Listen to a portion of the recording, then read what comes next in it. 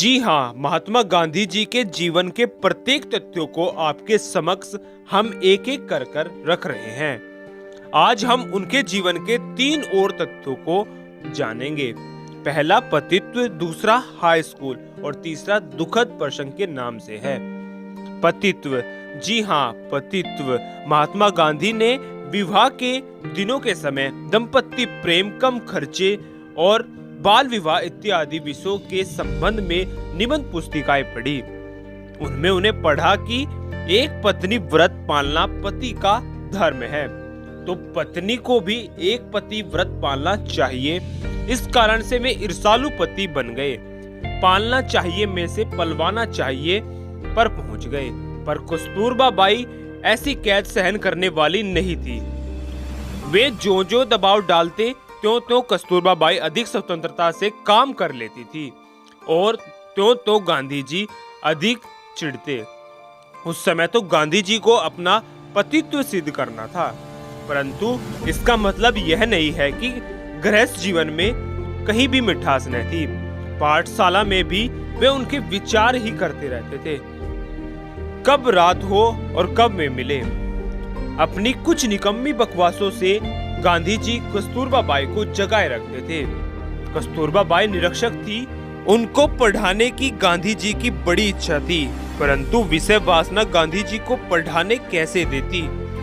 एक तो गांधी जी को जबरदस्ती पढ़ाना था और वह भी रात के एकांत में ही हो सकता था। बड़ों के सामने तो स्त्री की ओर देखा भी नहीं जा सकता था और ऊपर से घूंघट निकालने का निकम्मा जंगली रिवाज था। इसलिए पढ़ाने की स्थिति भी प्रतिकूल थी। कस्तूरबा बाई की स्थिति मुश्किल से पत्र लिखने और साधारण गुजराती समझने की रही। अगर गांधी जी प्रेम विषय में दूषित न होते तो आज कस्तूरबा बाई भी एक विदुषी स्त्री होती। गांधी जी उसके पढ़ने के आलस्य को जीत सकते थे, क्योंकि वे जानते थे कि शुद्ध प्रेम के लिए कुछ भी असंभव नहीं है। हाई स्कूल में उनकी गिनती मंदबुद्धि विद्यार्थियों में नहीं थी। शिक्षकों का प्रेम हमेशा ही पाते रहे। हर साल माता पिता के नाम स्कूल से विद्यार्थियों की पढ़ाई और उसके आचरण के संबंध में प्रमाण पत्र भेजे जाते थे। उनमें से उनके आचरण और अभ्यास की खराब होने की टीका कभी नहीं हुई। 5वीं व 6ठी कक्षा में क्रमशः प्रति मास 4 व 10 रुपए की छात्रवृत्ति भी उन्हें मिली। ये छात्रवृत्तियां सब विद्यार्थियों के लिए नहीं थी, बल्कि सोरठ वासियों में से सर्वप्रथम आने वाले के लिए थी। इसलिए उनको अपनी इस होशियारी पर कोई गर्व नहीं था। 7वीं कक्षा में दोराबजी अल दिलजी कीमी हेडमास्टर थे। उन्होंने उस शिक्षा के विद्यार्थियों के लिए कसरत व क्रिकेट अनिवार्य कर दिया था। एक तो शर्मिला स्वभाव, दूसरा अरुचि के कारण से कसरत क्रिकेट से उनकी दूरी बनी। एक शनिवार के दिन सुबह का स्कूल था और शाम 4 बजे कसरत। तब घर आने के बाद और घड़ी न होने पर एवं बादलों से सही समय पता न चलने पर वे देरी से पहुंचे।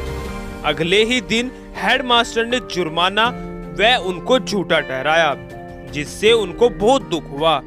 और जब वे दक्षिण अफ्रीका गए तो वहां के जन्मे व पढ़े लिखे नवयुवकों के मोती के दाने जैसे अक्षर देखे तो वे शर्माए और पछताए।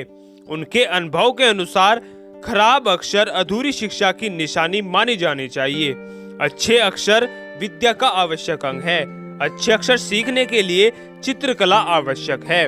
बिहार के कारण जो 1 साल नष्ट हो गया था, उसे बचाने की बात दूसरी कक्षा के शिक्षक ने उनके सामने रखी। परिश्रमी विद्यार्थी को ही इसके लिए अनुमति थी कि तीसरी कक्षा में वे 6 महीने रहकर गर्मियों की छुट्टी से पहले होने वाली परीक्षा के बाद उनको चौथी कक्षा में बैठाया गया, जहां अंग्रेजी, भूमति और संस्कृत इत्यादि विषय शुरू होते हैं। पहले भूमति समझ नहीं आई, बाद में समझा कि भूमति सरल और सरस है।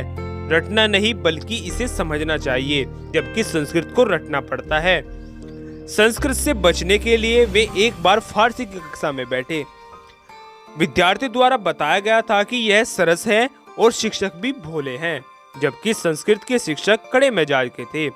परंतु शिक्षक ने अगले ही दिन समझाया कि तू किसका लड़का है, क्या तू अपने धर्म की भाषा को नहीं सीखेगा।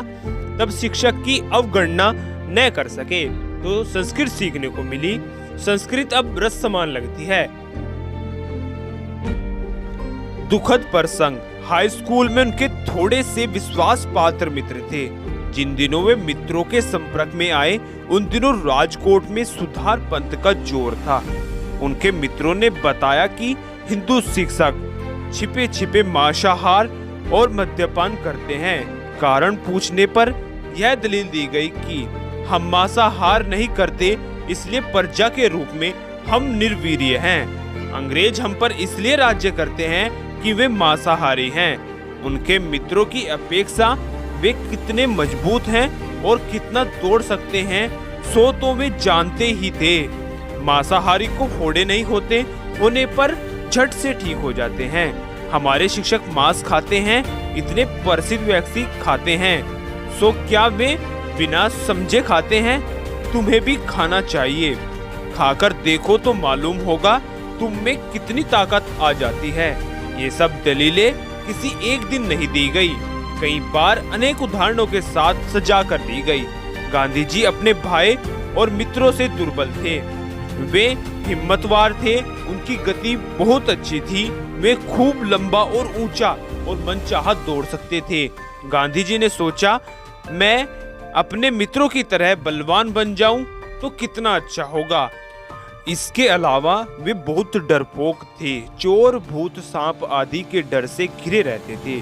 उन्होंने गांधी जी को जचाया कि ये सारा प्रताप मांसाहार का है। इन दिनों अंग्रेजों राज्य करे, देसी रहे दबाए, देसी रहे दबाए, जो ना बना शरीर भाई, पेलो 5 हाथ पूरो 5 सेन। यह पद स्कूल में गाया जाता था। इन बातों का असर गांधी जी पर हुआ।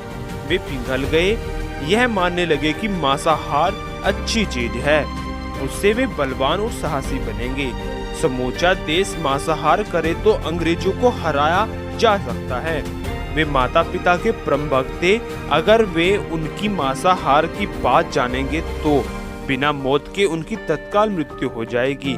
उस समय उनको यह ज्ञान न था कि मांसाहार करने में माता पिता को धोखा देना होगा, लेकिन उनको तो सुधार करना था।